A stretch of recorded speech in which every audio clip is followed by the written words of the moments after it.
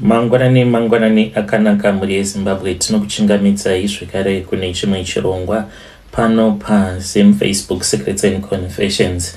Tadzoka zvekare nemamwe messages rekedzaitika tapinda messages edu atadzoka takakubatirai message yedu yekutanga yakamira sekudai so hanzi makadi zvenyu mukoma ndinokumbirawo kuti munge muchindiposterawo nyaya yangu makavika chitupa changu.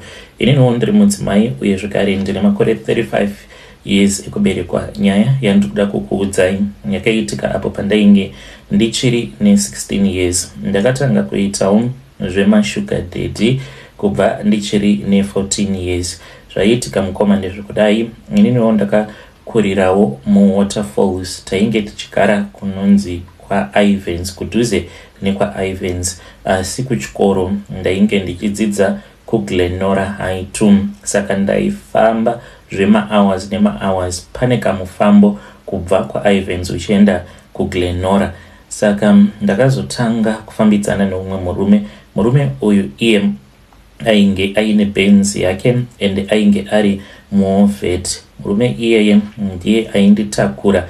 Ndaingosanganawo naye muna Depsham, ndobva ndakwira motikari yake obva achizonondiburitsira kudhuze nekuchikoro, but ainge asingandiburitsiri pagate directly. Zvekare kana tabuda chikoro aibva achizouya obva achizonditora, taizosangana pamashops epaGlenora, then ndobva ndachizodzoka naye kumba. Nemurume uyu takafambidzana kwenguva yakati rebei, asi murume uyu nerimwe zuva akazondiudza kuti ainge aine shamwari yake yandisingakwanisa hangu kukuudzai nezita, but vazhinji munokwanisa kutomuziva. Murume iye ainge aine mabhazi akawanda aya ekudhara, machicken buses, but ainge achidriva mabhazi iwawo ari elocal. Saka murume uyu zvinhu zvake zvainge zvava kusafamba, ndozvaakandiudza kuti zvinhu zvake zvainge zvava kusamufambira nekuti ainge akatorerwa mari mushure mekunge adanana nemwana wevamwe minister. Saka minister vaya vainge vava kumuthreatena vachiti uri kudanana nemwana wangu. Saka vakabva vatanga kudhimanda mari kubva kwaari achiti kana akasava pamari vainge vachiti ndinokutumidzira masi10 uye ndinokunyudza, plus mabhazi ako haazombofi akafamba zvekare murodhi. Saka ainge ava kungoshandira minister ivavo. Saka akandiudza nyaya iyi nekuti ainge achida kuti ndinge ndichibatsira best friend yake. Ndikamuti ini ndingabatsira sei friend yako nekuti I'm just someone asina kana masimba. Akabva ati chikonzero chainge chakakonzeresa kuti ange achizodanana neni yainge iri nawo nekuti inini ndainge ndiri prophetess. Handina kunge ndakazvinzwisisa ipapo, but mukukura kwangu ndava kukwanisa kuzvinzwisisa, uye zvekare muna seke mune zvakawanda zvinoitika because ndiko kwaakaenda neni ikoko. After abva mukundivimbisa mari yainge isina kuwanda hayo, but panguva yacho yainge itoriwo mari yakawanda zvekuti dai ndainge ndichikwanisa kunzwisisa panguva yacho iyoyo pazvinhu zvemweya, kunyange dai ndakabvuma kuzozviita zvavainge vachida kuti ndige ndichiita, ndingadai ndakamuudza kuti ndinoda mari yakawanda. Ipapo mari yaainge akandivimbisa yainge ichikwana iyo kuita $500. Mari iyoyo mukoma yakandibatsira, ikabatsira vabereki vangu, uye zvekare ndiyo mari iyo yakashanda pakunoregister pandainge ndava kuda kunyora O level. Vabereki vangu vainge vasitorina mari iyoyo, so ndakatoti ndakava gap, zvagara ingawani ndinongodanana naye. Saka chakasiyana chimbori chii. Nemurume uyu takazonosangana tikanorara tose. Iye akatarisa, shuwa ndakarara nefriend yake. Murume uyu wandainge ndichidanana naye akatarisa, ainge akabata hari. Takazoti tapedza kurara tose, hari iyoyo vakaiputsira pakati perodhi, makaremo muna Seke Road. Ndokusaka ndati mune zvakawanda zvinoitika rodhi iya vakuru venyika vanofanira kutoti vange vachiti inge ichitombochenurwa. Vakatondiudza kuti roti iyoyo yakanaka chaizvo nekuti ine mweya irimo muroti imomo. Kune avo vanenge vachiita mhiko dzavo hanzi vanotosarudza seke road than Beatrice road. Ameno kuti why, asi akangoti hanzi they are powerful spirits dzinowanikwa muna seke road. Saka kune avo vanenge vakaromba kana vaine mhiko dzavo dzavanenge vachida kuzadzikisa semhiko dzandakavabatsira kuti vange vachizadzikisa, vanosarudza kuti vange vachizodzizadzikisa mhiko idzodzo muna seke road. Pavakauya kuzonditora hwainge huri usiku, ndokubva vachizoenda neni. Tasvikako vainge vakapaka bhazi iri kunyange rainge risina kufa but rainge rakangopakawo muna seke, rainge riri remurume iyeye. Ndimo matakazoitira bonde imomo. Ndokubva tachizoti tapedza kuita bonde, varume ava vari vaviri vakaburuka mubhazi vasina kana chavainge vakapfeka. Ndokubva vaenda vakanomira pakati peroad. Izvi vakazviita nekukasika nekuti motikari dzainge dzichitofamba panguva yacho iyoyo. Ndokubva vachizoputsira hari iyoyo muroad. Zvimwe zvavakazotaura handizivi, ndainge ndakangodongorera hangu nepahwindo nekuda kwekuti ndainge ndichiriwo mwana mudiki. Zvakawanda ndina kukwanisa kuzvinzwisisa zvavainge vachiita. Ndakazototanga kutofunga nezvayo nyaya iyi mushure mekunge ndanzwa accident yakaitika zvekare neimwe accident yakaitika muna seke. Ndikatanga kufunga kuti ini pandainge ndichiri musikana wechidiki, pandainge ndichiitawo zvemashuga daddy, ndakatomboitirawo bonde muna seke road. Mbinga yangu iyo yakamira yakabata hari ndichiita bonde nebest friend yake, nekuti ainge achida kuti ndinge ndichimubatsira kuti zvinhu zvake zvinge zvichizotanga kufambawo zvakanaka, sezvo ainge achidzvanyirirwa nevamwe minister avo vainge vachitoda kutoti mabhazi avo ange achizofamba zvekare along that route. Saka vainge vava kuda kutomutorera mabhazi. Chikonzero chainge chiri chekuti ainge achidanana nemwana wavo. Ndiyo secret yangu iyo yandiinayo. Saka chipo chakatotorwa mukoma because mukukura kwangu kuchechi kwatainge tichienda ndaitonzi prophetess, but nekufamba kwenguva mavision mamwe andainge ndichimboona because dzimwe nguva ndaiti kana ndikatarisa mudenga ndaikwanisa kungoona kana ngerozi dzinenge dzichikwidza nekudzika. Ngerozi idzi dzinenge dzauya kuzopa vanhu zviratidzo, dzimwe dzinenge dzichidzokera kudenga dzakatakura minamato yevanhu. Izvi ndainge ndichizviona kubva ndichiri ne7 years, but kubva ipapo pandakazorara nembinga iyoyo tiri mubhazi, mavisions ndaimaona, but ndaiona mavisions awa ndichiona sekunge nyika yacho inenge yakazara nemhuti. Ndava kusakwanisa kunyatsokuona sezvandainge ndichimboita ndisati ndaenda kunorara nemurume iyeye muna seke road. Saka now that ndakura ndanzwa nekufamba, upenyu hwangu hwakaoma, mbinga idzi dzakazoshayika, asi ainge akandivimbisa kuti ainge achazodzokera neni panzvimbo ipapo apo patainge tabva mukurara tose. Akati ndichazokusunungura, asi nekufambawo kwenguva takazongobvawo kwaIvans tikatanga kugara kuParktown. Nembinga iyi hatina kuzoonana zvekare sezvo sugar daddy vasina kuzombonditsvaka, neniwo handina kuzombovatsvakawo. Ndainge ndava kufambidzana noumwe murume ainge aine mashares pashop yainge itombori nemukurumbira yainge ichinzi OK yekuParktown. Saka ndiye murume wandainge ndava kufambidzana naye sezvo ainge achindiitira zvose zvandainge ndichinzwa kuda. Handina kuzomboita basa nashuga daddy vaya vekuna Debsha, asi mukukura kwangu ndiri kuudzwa kuti upenyu hwangu hwakaoma nekuda kwekuti ndakatorerwa chipo changu icho chandainge ndimbori nacho. Ndinotodawo help kubva kumhuri yeZimbabwe kunamata. Ndinonamata zvangu, but ndiri kuudzwa kuti dambudziko iri hanzi rinokwanisa kungopedzwa chete nenzira dzechivanhu. Handizivi kuti mungandipawo advice yakaita sei, but road iya inonzi Seke Road musaijairira, haina kumira mushe. Vanhu vazhinji vanoenda vachinorasirira zvinhu zvavo kana kuzadzikisa mhiko dzavo muna Seke Road.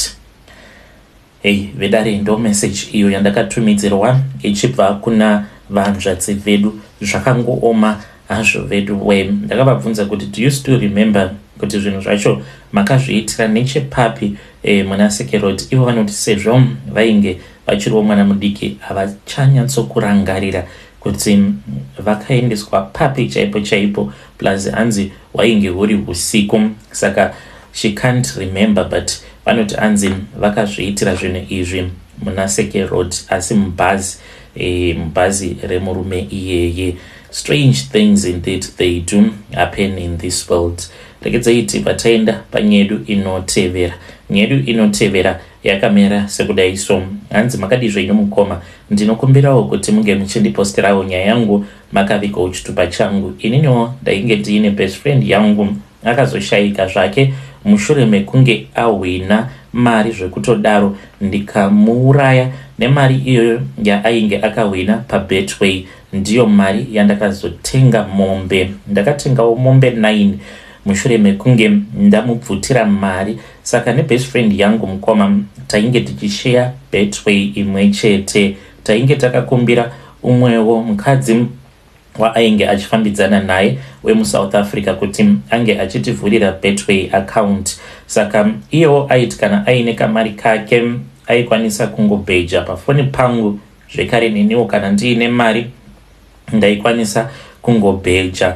Saka nerimwe zuva akabva achizoita login, akaita login paGoogle yake, haana kushandisa app, ndobva achizotanga kubheja, akawina. Akangondiudza kuti ainge awina mari, but haana kunge andizivisa kuti yainge iri mari rii. Ininiwo handina kuita hanya nazvo.